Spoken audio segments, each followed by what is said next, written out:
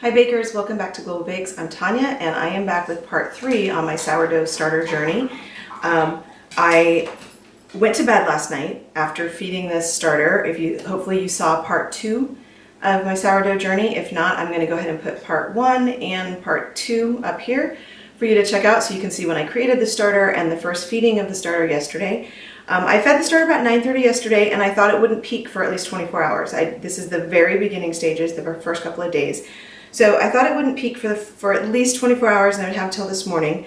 But I checked it when I went to bed last night and it was looking good. It was still domed on the top, so that meant it was still growing, still had some upward motion.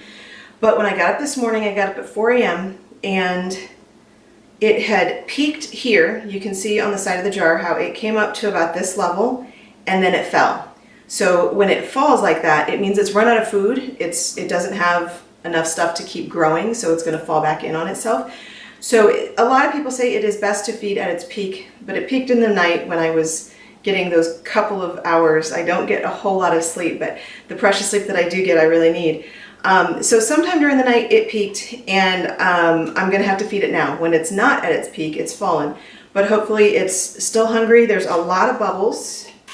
There's a really strong smell. It is very, very sweet and, very sweet and vinegar, I think is what I'm smelling. But there are tons and tons of bubbles here. So I'm going to do this video really quick. I am going to post this today. What I decided to do is after this, I'm going to watch it every 12 hours. It may be at the stage where it needs a feed every 12 hours.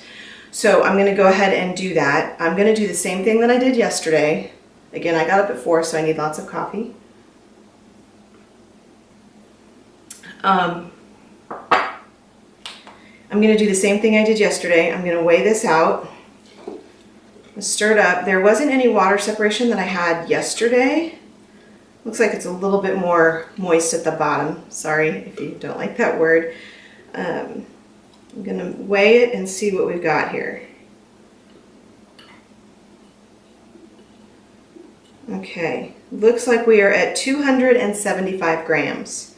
So I'm going to do the same measurements that I did yesterday. I'm going to keep 100 grams of starter.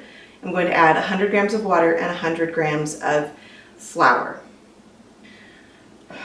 Okay, so I've measured out my starter at 275 grams. I am going to keep the same measurements. I'm going to see how this goes, but a couple of things that I've read that you can do to slow down your starter if you want to is to keep less of the starter.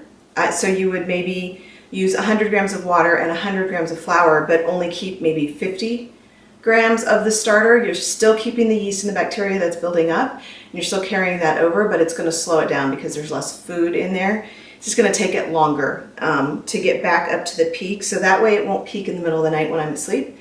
But I am going to check this in 12 hours. Actually, I'll probably check it every hour and make a note in my notebook. I've actually divided this into 2 because I do have my other rice starter, which I fed this morning already. And I'm going to keep notes on what they do every hour. Rise, fall, bubbly, smell, that kind of stuff. So I'm just going to watch that and see what it does.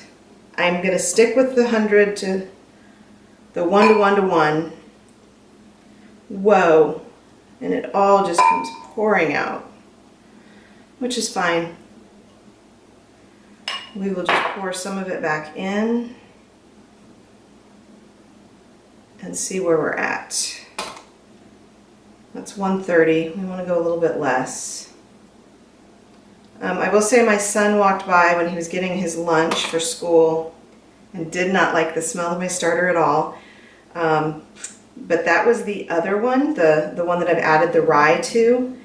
That was its first feeding, and that was its worst smell. Okay, we are just almost there. Just a couple of grams. I know I'm being really picky here, but I want to be exact. Okay, there we go. We are going to stick with 100 and 100 and 100. So I'm going to add my water. I really found that this made it really easy to mix it up yesterday. Adding the water first and then adding the flour. Let's see.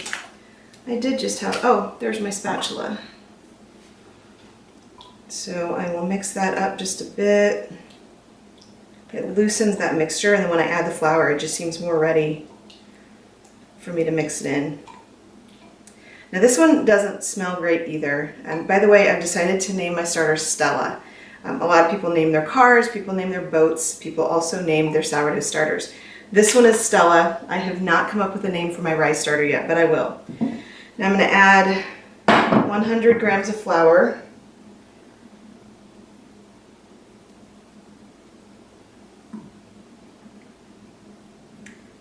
Another thing that I read that you can do if you want to slow down your starter is either use colder water, much colder water, which will make it take longer to grow,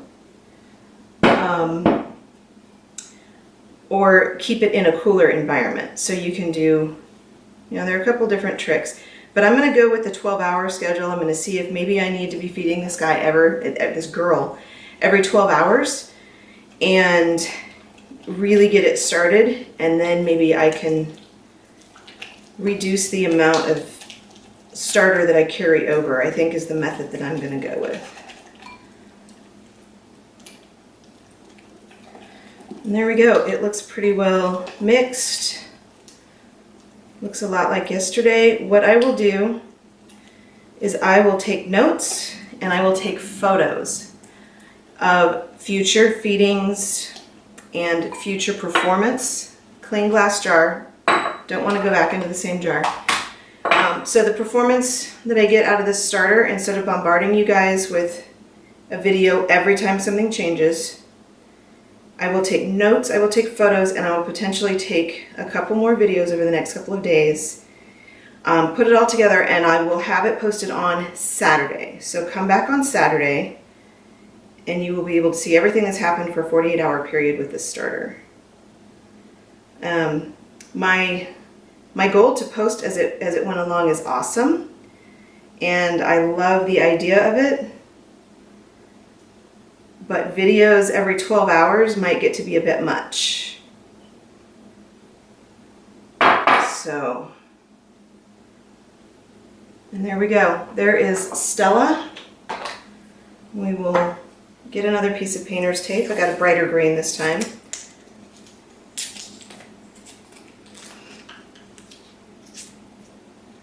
And I'm going to mark it with Stella, just so I remember which is which. Today is Thursday, 6th February 2020, and it is 08:59. So not quite 9 o'clock. So in less than 24 hours from our feed yesterday, this thing peaked and then fell.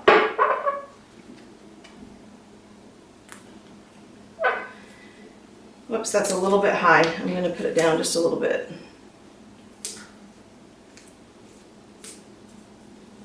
And there we go. There is Stella back in the jar. She's been fed. She looks like she's doing okay. I haven't killed it yet, so I think I'm doing all right. Thanks again for stopping by Global Bakes. Make sure that you like and subscribe, and then also click that bell button so that you're notified of future videos. Thank you so much for watching. Bye.